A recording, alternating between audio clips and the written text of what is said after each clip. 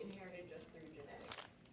I also want them to know that the causes of everyday stress and anxiety are what the main causes of eating disorders.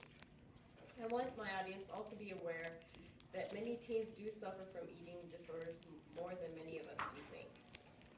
There are many healthy ways for teens to cope with the stress that can lead to an eating disorder.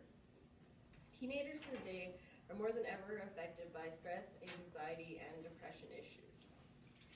They have turned to the control of eating disorders to deal with this stress. There are many ways they can find healthier ways to cope, and we just have to let them know their options. Stress has become something that affects everybody in their daily lives. Teenagers are the age group that sometimes have the hardest time dealing with this everyday stress due to immaturity.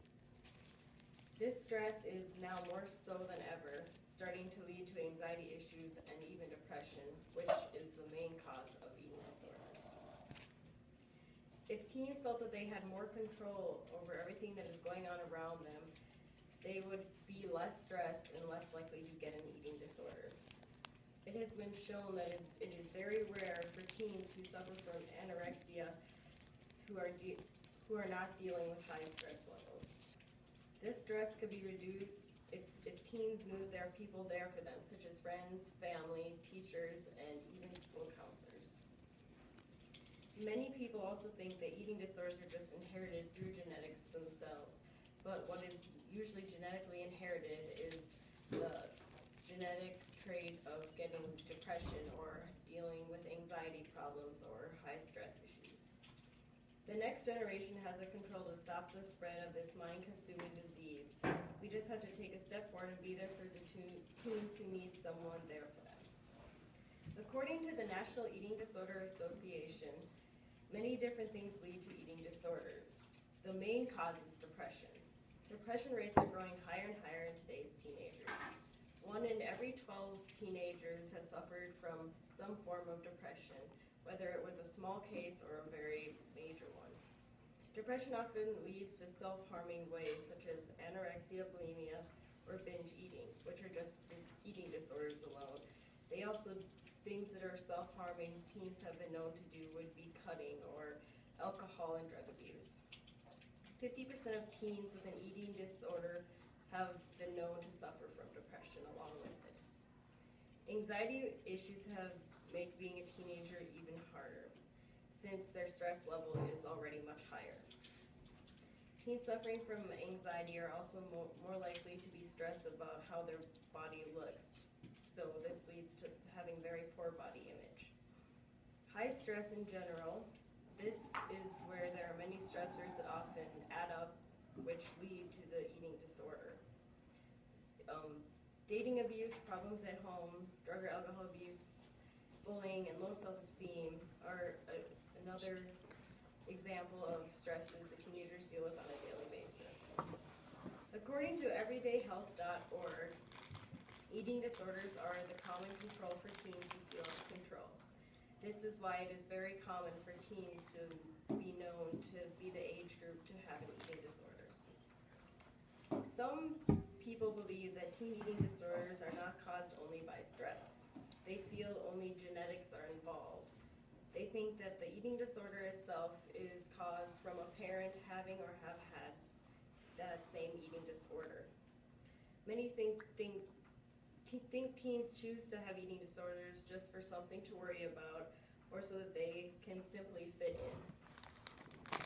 They also feel that genetics are the main cause of eating disorder. Many feel that it is common for teens to have body issues, so that it's also something that we should not be taking seriously today. People think that eating disorders are something that you are stuck with for the rest of your life once you get one. What they do not know is that it is easily curable, and we just need to let the teens know that there are places out there that can get them help. Genetics do not have a major role in causing eating disorders, according to the article, The Genetics of Eating Disorders.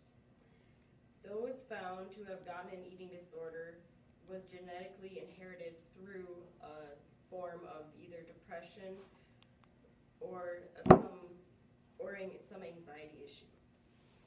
Teens do not just get eating disorders because a parent had one. If they live in an environment where a parent has one, this can lead the teen to follow by example. Teens do not inherit the eating disorder from their parents, though. This is a myth that many people think is true. Eating disorders are curable. Those claiming eating disorders cannot be cured are wrong. More than 24 million people in the United States alone suffer from some form of eating disorder. The National Eating Disorder Association is just one of the many places to turn to when need of a cure from an eating disorder. Getting psychopharmaceuticals is also the first step to recovery, depending on how bad the eating disorder has progressed. Usually there are forms of antidepressants or a form of anxiety medication. Counseling is the next major step in treatment. Going to friends and family for support is the lifelong way to keep an eating disorder cured. Teens do have access to help.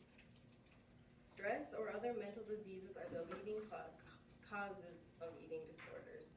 Eating disorders can be genetic only through the genetically inherited disease of depression and the many others. Stress can come from many different things in teens' lives. Not one certain stressor seems to affect an eating disorder more than any other. Eating disorders are diseases of the mind that can be cured with counseling, friends, family, and teachers, and those are just a few options for teens who need someone to help cope with their stress. We have to help reach out to teens since eating disorders have the highest mortality rate than any other mental disease among teenagers. The 4% mortality rate is for anorexia, 3.9% for bulimia, and 3.2% for non-specified eating disorders, according to WebMD.com.